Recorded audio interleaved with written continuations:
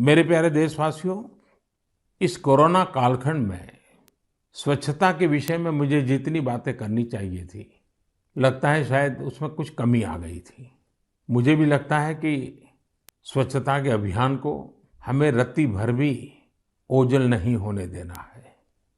राष्ट्र निर्माण के लिए सबका प्रयास कैसे सबका विकास करता है, इसके उदाहरण हमें प्रेरणा भी देते हैं और कुछ करने के लिए एक नई ऊर्जा भर देते हैं, नया विश्वास भर देते हैं, हमारे संकल्प में जान फूंक देते हैं।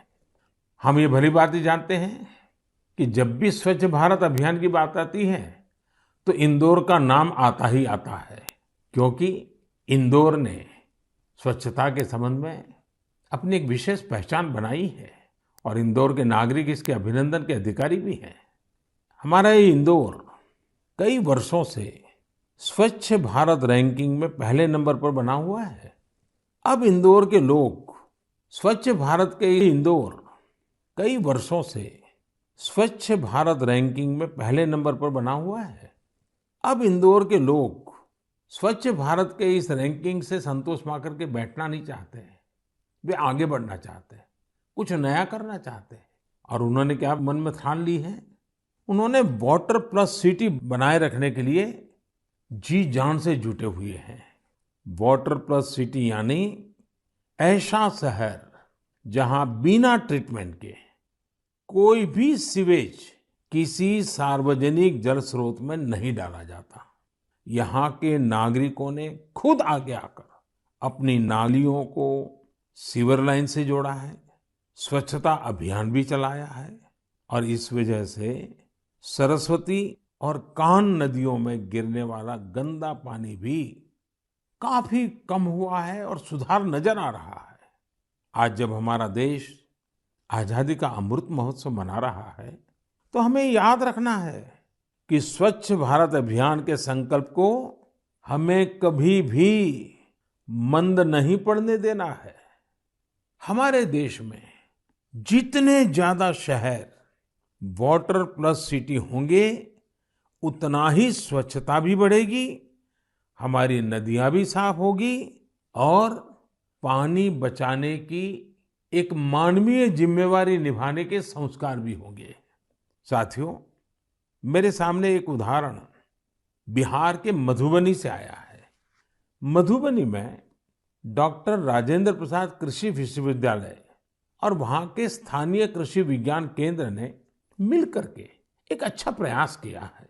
इसका लाभ किसानों को तो हो ही रहा है, इससे स्वच्छ भारत अभियान को भी नई ताकत मिल रही है।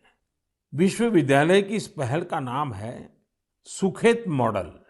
सुखेत मॉडल का मकसद है गांवों में प्रदूषण को कम करना।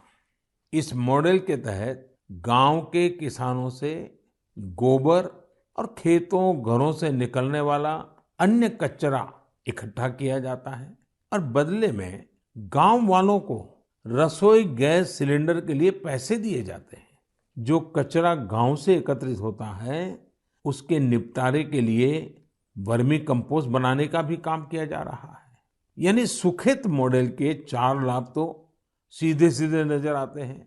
एक तो गांव को प्रदूषण से मुक्ति, दूसरा गांव को गंदगी से मुक्ति, तीसरा गांव वालों को रसोई गैस सिलेंडर के लिए पैसे और चौथा गांव के किसानों को जैविक खाद। आप सोचिए, इस तरह के प्रयास हमारे गांवों की शक्ति कितनी ज्यादा बढ़ा सकते हैं। यही तो आत्मनिर्भरता का विषय है।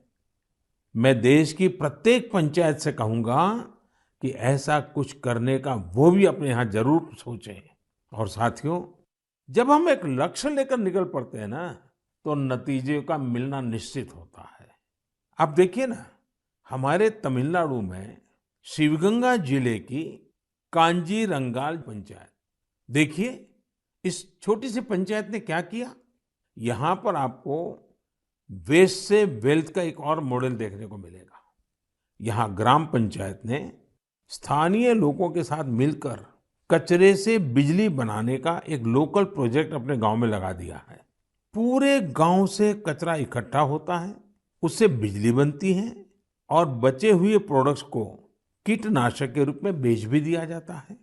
गांव के इस पावर प्लांट की क्षमता प्रतिदिन 2 टन कचरे के निस्तारण की है।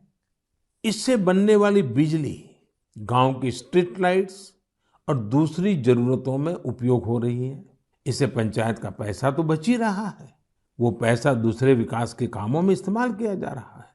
अब मुझे बताइए, तमिलनाडु के शिवगंगा जिले की एक छोटी सी पंचायत हम सभी देशवासियों को कुछ करने की प्रेरणा देती है कि नहीं देती है? कमाल ही किया है ना उन्होंने।